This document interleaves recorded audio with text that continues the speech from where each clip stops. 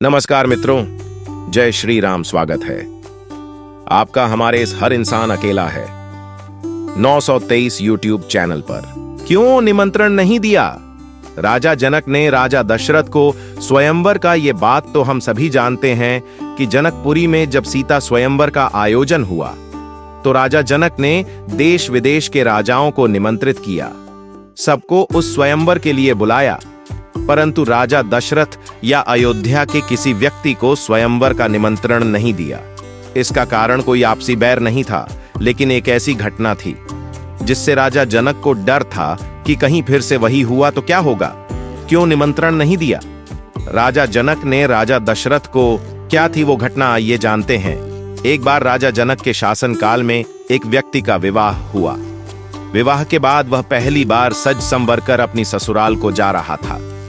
कुछ दूर जाने पर रास्ते में एक जगह उसको दलदल मिला। उसने थोड़ा पास जाकर देखा तो उसमें एक गाय फंसी हुई थी, जो शायद फंसे फंसे मरने की दशा में आ गई थी। उस व्यक्ति ने उसको देखा तो उसके मन में गाय को बचाने का ख्याल आया, परंतु दूसरे ही क्षण मन में एक और विचार आया। उसने सोचा, ये गाय तो कुछ देर में मरने वाली ही है। अगर मैं इसको यहां से बाहर निकालने इस दलदल में घुसा तो मेरे कपड़े तथा जूते खराब हो जाएंगे और मैं अपनी ससुराल में ऐसी हालत में कैसे जा पाऊंगा। यह सोचकर वह गाय के ऊपर पैर रखकर आगे बढ़ गया। जैसे ही वह आगे बढ़ा, गाय ने जब उसे जाते हुए देखा तो उस व्यक्ति को शाप दिया कि जिसके लिए तू जा रहा है उसे देख नहीं पाएगा। यदि तू उसे देखेगा भी तो वह तत्काल ही मृत्यु को प्राप्त हो जाएगी। यह कहकर कुछ ही क्षण में गाय के प्राण निकल गए। उस शाप को सुनकर वह व्यक्ति दुविधा में फंस गया। उसे अपने किए पर बहुत पछतावा हो रहा था, परंतु अब कुछ नहीं हो सकता। जो होना था वो हो गया। अब वह व्यक्ति गौ श्राप से मुक्त होने का विचार करने लगा। मन में बहुत बड़ा बोझ लिए वह ससुराल पहुंचा। वहां पहुंचकर वह दरवाजे के बाहर ही बैठ गया और यह विचार करने लगा, अगर मेरी नजर मेरी पत्नी पर पड़ गई तो क्या होगा। कुछ समय बाद परिवार के अन्य सदस्यों ने उसे घर के अंदर चलने का अनुरोध किया, किंतु वह नहीं गया। रास्ते में जो घटना घटित हुई थी उसके बारे में भी किसी को नहीं बताया। उसके दिमाग में तो गाय के द्वारा दिया गया श्राप बार बार गूंज रहा था। जब उसकी पत्नी को उसके घर के अंदर न आने की बात पता चली तो उसने अपने घर वालों से कहा कि चलो मैं ही चलकर उन्हें घर के अंदर लेकर आती हूँ। पत्नी ने जब जाकर उससे कहा कि आप घर के अंदर क्यों नहीं आ रहे हो, और मैं जो भी बोल रही हूं उसे सुनकर भी मेरे सामने होते हुए भी मेरी ओर क्यों नहीं देखते हो।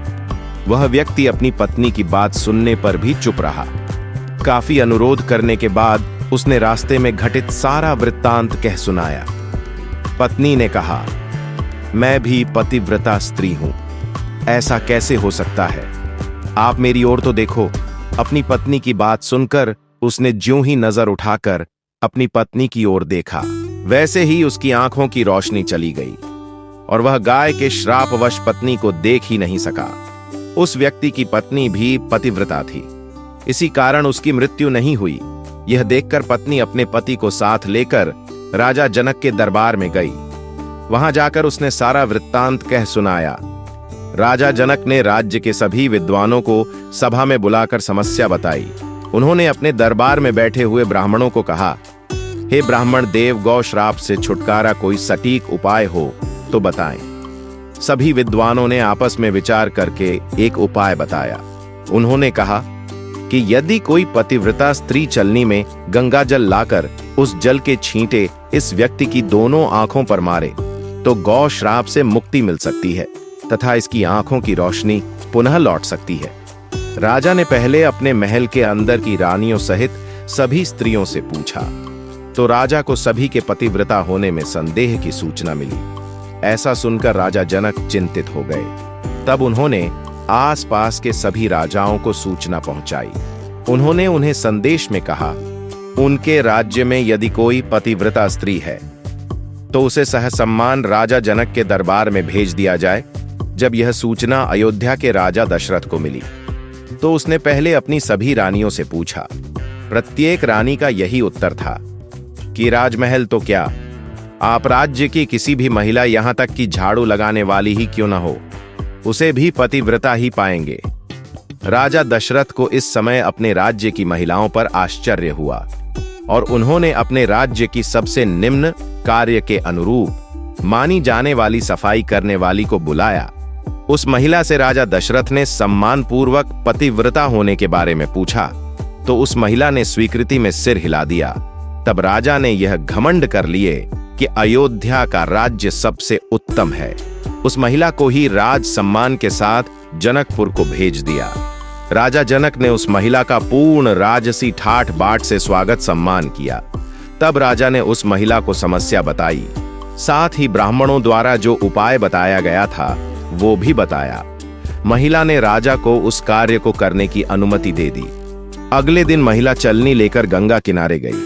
वहां पहुंचकर उसने प्रार्थना की, हे गंगा माता, यदि मैं पूर्ण पतिव्रता हूं, यदि मैंने अपने तन और मन से अपनी पति को ही परमेश्वर माना हो, तो गंगा जल की एक बूंद भी छलनी से नीचे नहीं गिरनी चाहिए। ऐसी प्रार्थना करके जब उसने गंगा जल को छलनी में भरा तो जल की एक बूंद भी नीचे नहीं गिरी। यह पवित्र गंगा जल कहीं रास्ते में छलक कर नीचे न गिर जाए, यह सोचकर उसने थोड़ा सा गंगा जल नदी में ही गिरा दिया और पानी से भरी छलनी को लेकर राज दरबार में आ पहुंची। राजा और दरबार में उपस्थित सभी नर नारी यह दृश्य देख आश्चर्यचकित रह गए। तब उस महिला को ही उस व्यक्ति की आंखों पर छींटे मारने का अनुरोध किया गया। उसने ज्यों ही गंगाजल के छींटे उस व्यक्ति की आंखों पर मारे, त्यों ही उसके आंखों की रोशनी वापस आ गई। ये देखकर दरबार में उपस्थित लोग बहुत ही प्रसन्न हुए। तब उस महिला को पूरे राज सम्मान के साथ पुरस्कार दिया गया। जब उस महिला ने अपने राज्य को वापस जाने की अनुमति मांगी तो राजा जनक ने अनुमति देते हुए जिज्ञासावश उस महिला से उसकी जाति के बारे में पूछा। तब उस महिला द्वारा बताए जाने पर राजा आश्चर्यचकित हो गए। यही कारण था कि सीता स्वयंवर के समय राजा ने सोचा कि जिस राज्य की सफाई करने वाली इतनी पतिव्रता है तो उसका पति कितना शक्तिशाली होगा। यदि राजा दशरथ ने उसी प्रकार के किसी व्यक्ति को स्वयंवर में भेज दिया और अगर उसने धनुष उठा लिया तो क्या होगा, राजकुमारी किसी निम्न श्रेणी के व्यक्ति को न वर ले।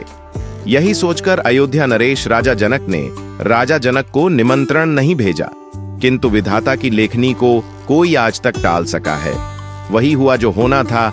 अयोध्या के राजकुमार वन में विचरण करते हुए अपने गुरु के साथ जनकपुर पहुंच ही गए तथा धनुष तोड़कर राजकुमार राम ने सुकुमारी सीता का विवाह कर ही लिया। तो मित्रों, यह स्टोरी आपको कैसी लगी कृपया कमेंट करके जरूर बताएं। और मित्रों, वीडियो को शेयर, लाइक और कमेंट जरूर करें। और मित्रों, अगर आप हमारे इस चैनल पर नए हैं तो मित्रों कृपया चैनल को सब्सक्राइब जरूर करें। और मित्रों, कमेंट बॉक्स में सच्ची श्रद्धा से जरूर लिखें। जय श्री राम, जय हनुमान। वीडियो को अंत तक देखने के लिए धन्यवाद।